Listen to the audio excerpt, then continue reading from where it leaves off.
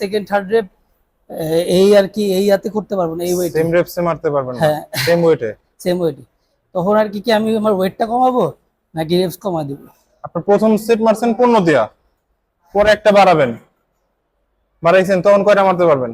তখন 12টা মারছি। 12টা মারতে পারছেন, ঠিক আছে। প্রথমটা 15টা, পরে একটা বাড়ায় 12টা মারতে পারবেন।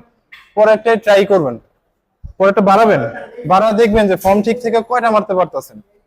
8টা, 10টা, 10টা ফর্ম ঠিক রেখে আপনি 8টা বা 10টাই মারবেন।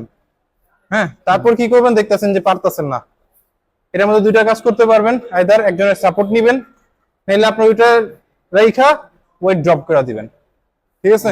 ওয়েট ড্রপ করে ফর্ম ঠিক রেখে আবার মারবেন, ঠিক আছে। দুইটা কাজ করতে পারবেন, বুঝতে পারছেন। হ্যাঁ হ্যাঁ আইদার সাপোর্ট নিবেন কারো, নাহলে রেখা ওয়েটটা কমায় আবার ভালো মতো প্রপারে মারবেন, ঠিক আছে। ফর্মটা হচ্ছে মেইন ফ্যাক্ট। ফর্মটা মেইন ফ্যাক্ট। আপনার এই ফর্ম নষ্ট করে ওয়েট বাড়ানোর দরকার নেই, ঠিক আছে।